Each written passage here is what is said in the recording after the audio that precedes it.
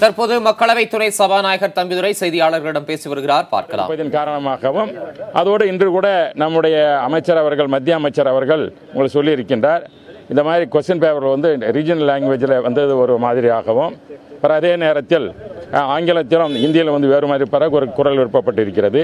ஆகவே இதையெல்லாம் குறித்து ஆலோசித்து நம்முடைய மாணவர்களுக்கு ஒரு விதிவிலக்கு தர வேண்டும். தமிழக மாணவர்களுக்கு இந்த நீட் எக்ஸாம் அதை அடிப்படையாக வைத்து மருத்துவக் கல்லூரியிலேயோ மற்ற கல்லூரிகளிலோ அட்மிஷன் கொடுக்கறது தவிர்க்கப்பட்டு +2 உடைய மார்க்கை வைத்து எப்படி இதுவரையில் நடைபெற்ற தமிழகத்தில் அந்த வழியிலேயே மாணவர்களுக்கு மருத்துவக்குள் இடம் தர வேண்டும் என்ற ஒரு கோரிக்கை வைப்பதற்காக பல்வேறு அமைச்சர்கள் சந்தித்திருக்கோம். கார்ல் பொன் ராதாகிருஷ்ணன் அவர்கள் பேசியிருக்கிறார்கள். அதேபோல் நம்முடைய சுகாதாரத்துறை அமைச்சர், ஹெல்த் மினிஸ்டரிடம் பேசியிருக்கிறார்கள். இப்பொழுது நம்முடைய ஹோம் மினிஸ்டர், உள்துறை அமைச்சரும் சந்தித்து பேசி இதற்கான தீர்வு காண வேண்டும் என்று கோரிக்கை வைத்திருக்கிறோம். முன்பு 3 நாட்கள் முன்பாக பாரத பிரதமர் அவர்களை சந்தித்து பேசியிருக்கிறோம். சட்ட அமைச்சரை சந்தித்து பேசியிருக்கிறோம். பல்வேறு துறைக்கு சம்பந்தப்பட்ட அத்தனை அமைச்சரும் சந்தித்து தமிழக மாணவர்களுக்கு ஒரு நீதி கிடைக்கும் என்ற அடிப்படையில் நாங்கள் இதற்காக வாதாடி கொண்டிருக்கிறோம். வெற்றி பெறவும் நம்பிக்கை எங்களுக்கு இருக்கிறது.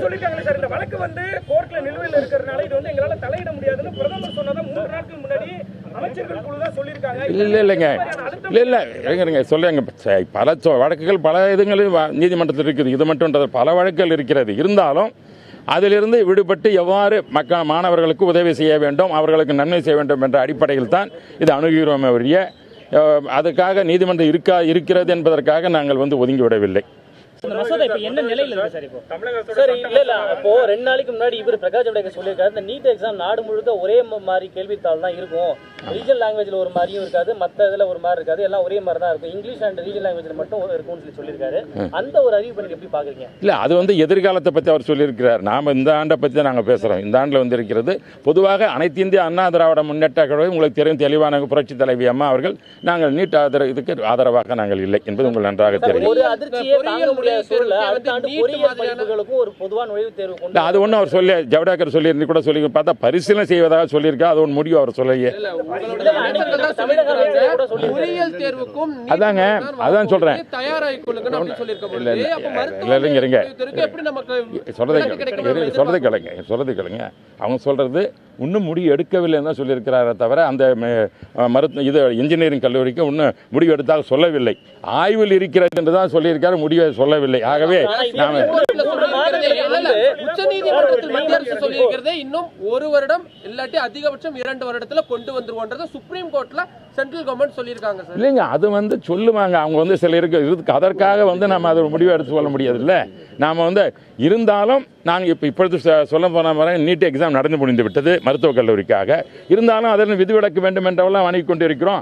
முடிஞ்சு போனது கூட நாங்கள் அணுகிறோம்ல, அது ஒரு தீர்வு கூட நம்பிக்கையோட நாங்கள் அணுகி கொண்டு இருக்கிறோம். அதனால் எதுவுமே வந்து ஒரு தீர்வு, நல்ல தீர்வதற்கு எப்பயுமே ஒரு ஆட்சியில் இருக்கிறது. அதற்காக தான் நாடாளுமன்றமோ அமைச்சர்கள் இருப்பதற்கு காரணம் மாணவர்களுக்கும் மக்களுக்கும் என்ன தேவை என்பதை புரிந்து அதற்கு ஏற்றாற்போல் முடிவெடுப்பதற்குத்தான் பல வழிகள் இருக்கின்றன. அந்த வழிகள் முயற்சி செய்து கொண்டிருக்கிறோம்.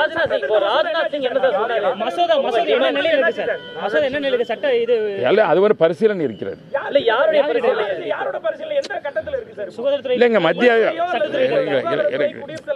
இல்லைங்க, மத்திய அமைச்சரவையில் அது இருக்கிறது. அது விரைவிலே மத்திய பல ஒவ்வொரு டிபார்ட்மெண்ட் அது நாங்கள் இப்போ சொல்லக்கூடாது. இல்லை, எங்க இருக்கு நாங்கள் சொல்ல வேண்டிய அவசியம் இல்லை. ஒவ்வொரு துறைக்கும் சென்று கொண்டிருக்கிறது. விரைவிலே ஒரு தீர்வு காணுவார்கள். ஒரு கருணை மதிப்பெண்கள் கொடுக்கக்கூடிய ஒரு சட்ட திருத்தம் வந்து நம்ம கொண்டு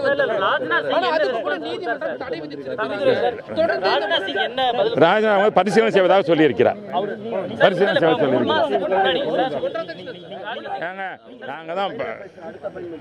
நாங்கள் வந்து மற்ற அமைச்சு பேசிவிட்டு வருகிறோம். 3 months before நம்ம தமிழக அமைச்சர்கள் இந்த பத்தி பேசும்போது நீட் விவகாரத்துல தமிழக அரசோட கோரிக்கையை ஏத்துக்கிட்டாங்க. ஐ மீன், பொறியியல் தேர்வுகளுக்கு காமன் என்ட்ரன்ஸ் இருக்க கூடாதுன்ற தமிழக அரசோட கோரிக்கையை மத்திய அரசு ஏத்துக்கிட்டாங்க.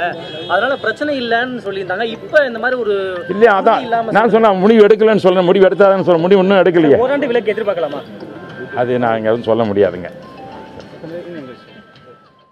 மக்களவை துணை சபாநாயகரும் அதிமுக அணியின் மூத்த தலைவருமான தம்பிதுரை செய்தியாளர்களிடம் பேசினார். உடன் தமிழக அமைச்சர்கள் பலரும் மத்திய அமைச்சர் பொன் ராதாகிருஷ்ணனும் இருந்தனர்.